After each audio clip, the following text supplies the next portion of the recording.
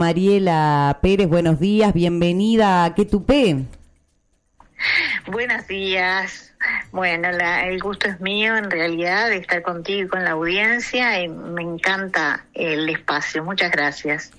Bueno, contarles un poquito a la audiencia, si bien hace muchos años que está en la calle esta publicación de Educación y Cultura, Tinta y Pico, bueno, por si hay alguien distraído, siempre decimos que no conozca, contale de qué se trata.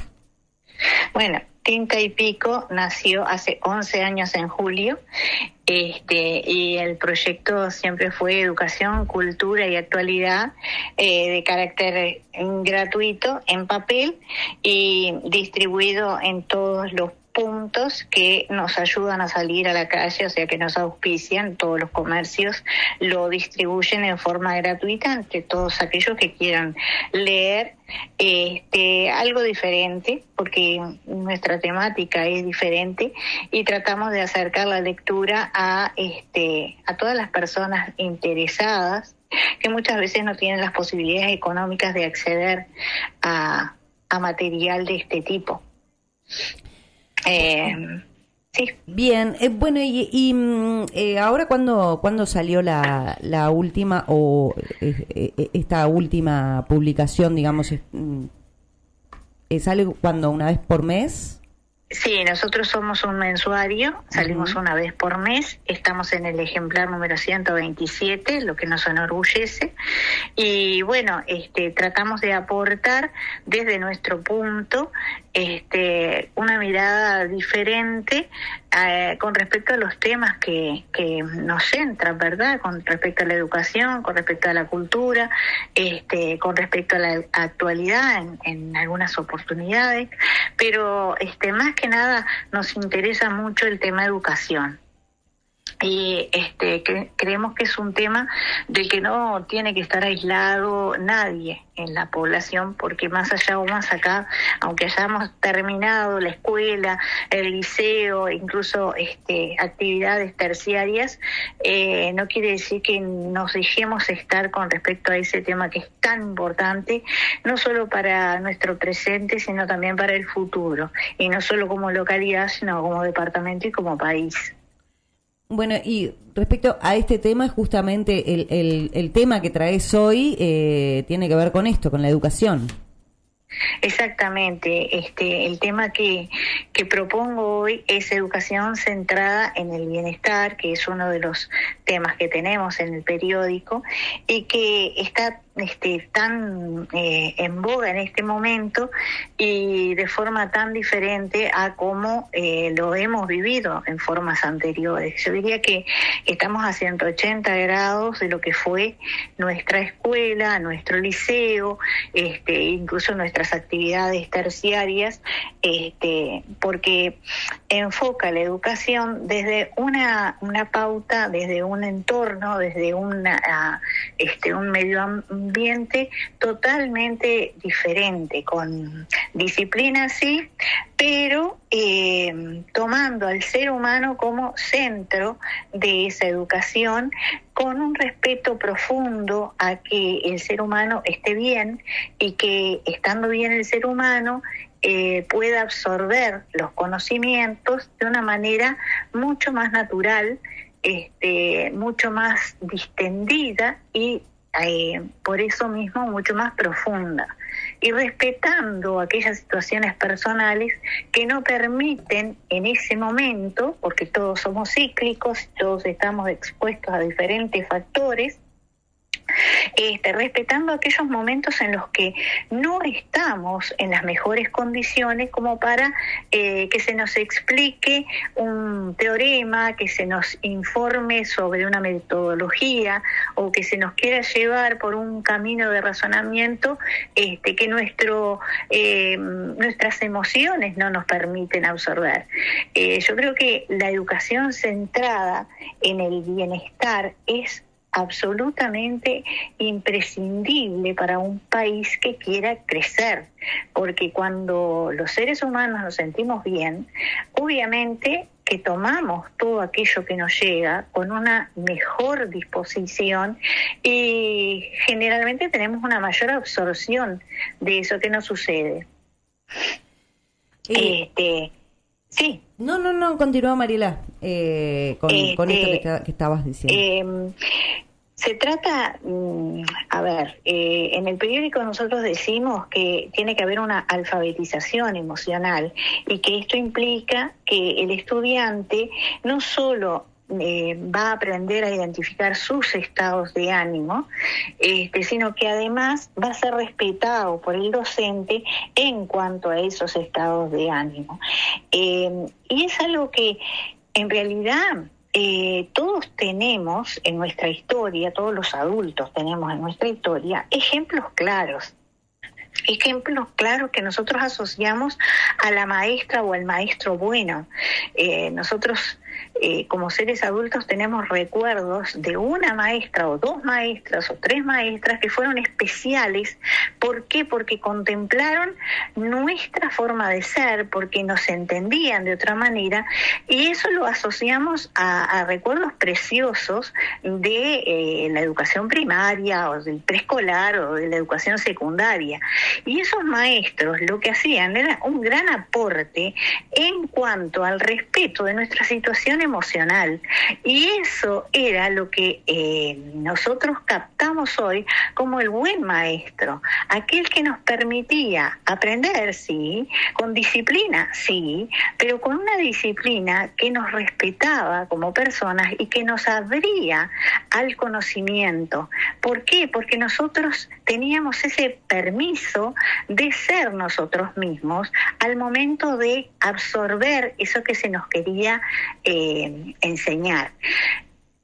Lejos está eso de la imperatividad de la educación a la fuerza, de los castigos corporales que recibieron sin ninguna duda nuestros padres y abuelos, porque era la metodología de la época, una metodología que en realidad estaba cerca de la tortura y que en realidad alejó al educando del conocimiento en sí.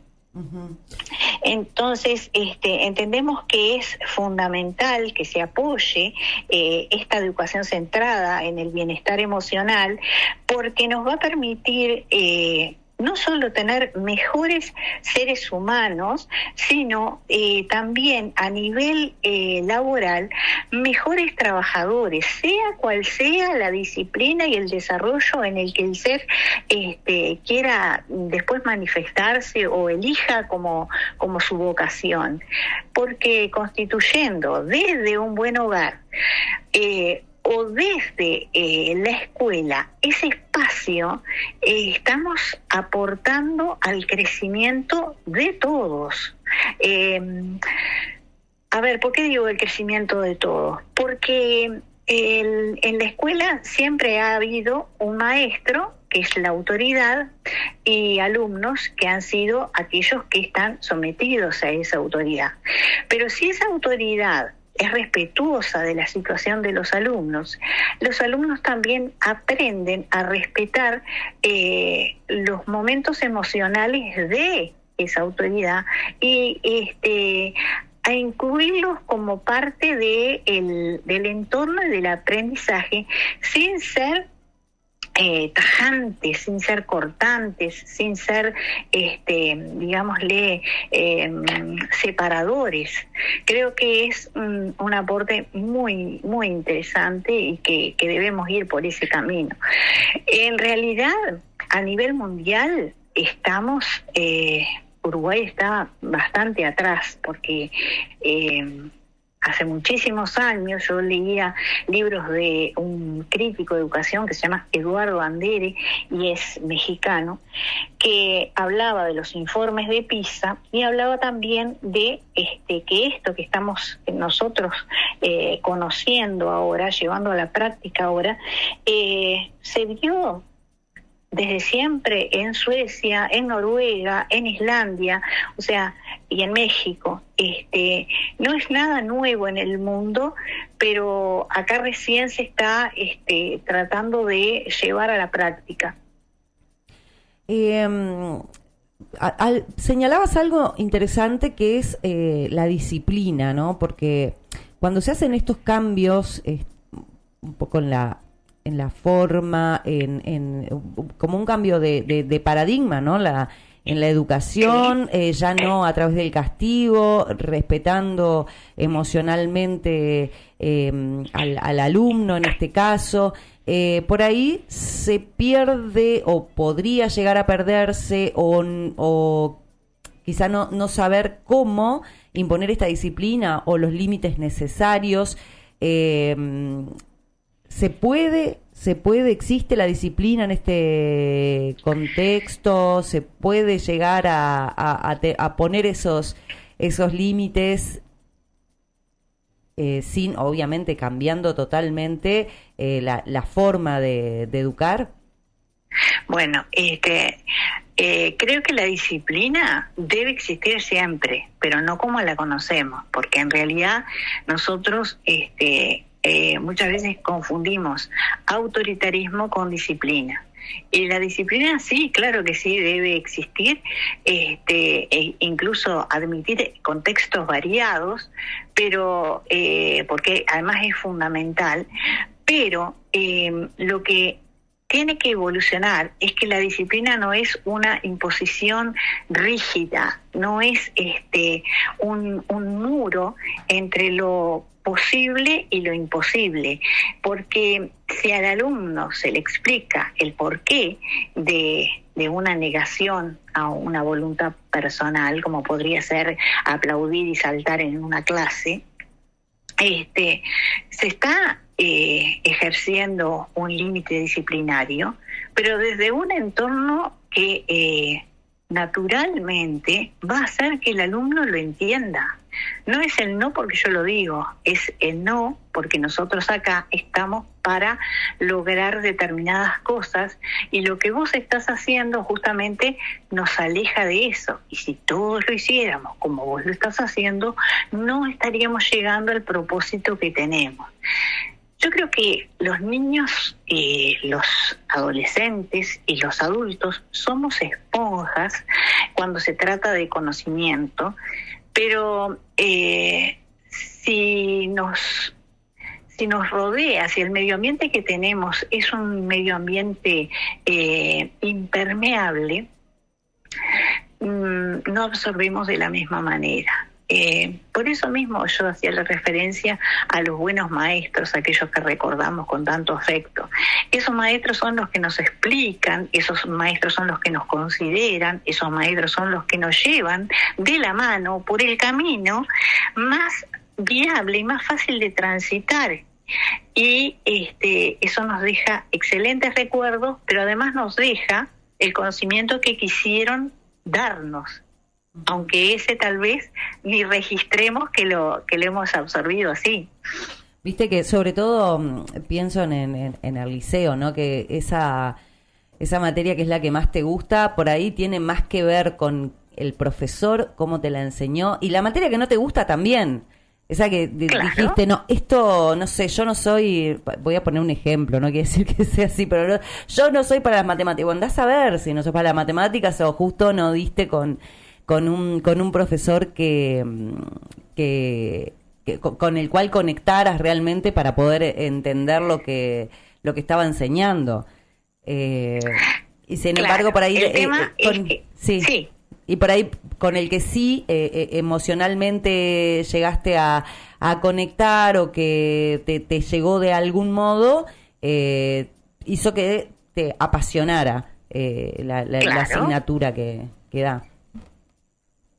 Claro, porque el docente, cuando nos tiene en sus manos, es capaz de moldearnos de tal manera que nuestro conocimiento va a ir atrapado o va a rechazar de plano su actitud. Cuando nosotros tenemos docentes que nos cuentan una historia y que nos hacen vivirla y que nos hacen sentirla y que nos dan bases del por qué nos están enseñando eso, obviamente tenemos una mayor disponibilidad de aprendizaje, y así nosotros seamos más reacios, más duros, digámosle, en entender determinadas cosas, vamos a tener una mejor disposición, lo que aporta a justamente nuestro aprendizaje, porque cuando el alumno tiene bienestar, y es de lo que se trata el tema, cuando el alumno se siente cómodo y cuando el docente también se siente cómodo, estamos en un entorno ideal para que cualquier semilla dé fruto. A mí me pasó lo que estás contando, y creo que a toda mi generación, con un docente que recordamos con muchísimo afecto, que fue el profesor de literatura Osvaldo González Bonilla. Y siempre la comparación, aunque no sea buena, existe con otros docentes de otras asignaturas. Y lo interesante, lo importante, es que el docente logre que los alumnos se enamoren de la materia. Si él está enamorado de esa asignatura que imparte, obviamente que va a llegar de otra manera al alumno. Pero si él está obligado por una cuestión económica a dar esa clase para obtener un sueldo, y es lo que más le importa de dar esa clase, obviamente que va a haber una separación, es que no va a ser la misma llegada, salvo aquel que ya naturalmente tenga una predisposición para aprender esa asignatura. Este tema, como para ir cerrando, Mariela, este tema y ¿qué otros se van a encontrar en Tinta y Pico? ¿Querés contarnos como para que vayan a buscarlo? Bueno, Tinta y Pico, en este momento, el índice de nuestro periódico tiene como tema el mundial, entre la euforia y la evasión política, la existencia de gafas inteligentes y la realidad aumentada, el auge de las power skills, la educación centrada en el bienestar, que es el tema que estamos tratando, la alfabetización mediática e informacional, lo que es la cultura y la sostenibilidad como requisito curricular, la transformación de los desafíos educativos, el certificado de no violador, un tema muy interesante, el bachillerato deportivo, una nueva opción en cuanto a educación, que las transformaciones de la educación superior, microcredenciales, otro tema que también es absolutamente interesante, porque se trata de capacitaciones breves en temas que aportan a especializaciones o a auxilios a carreras de otra trascendencia. Tecnología y servicio público y rutas culturales son los temas de este número 127. Genial. Bueno, si querés la próxima semana nos encontramos nuevamente y por ahí podemos charlar sobre alguno de estos temas que todos, como decía, son muy interesantes. Cómo no, con mucho gusto, un espacio precioso, el de Quetupé, y bueno, seguiremos comentando temáticas. Muchísimas gracias, Mariela. Gracias a ustedes, que pasen muy bien.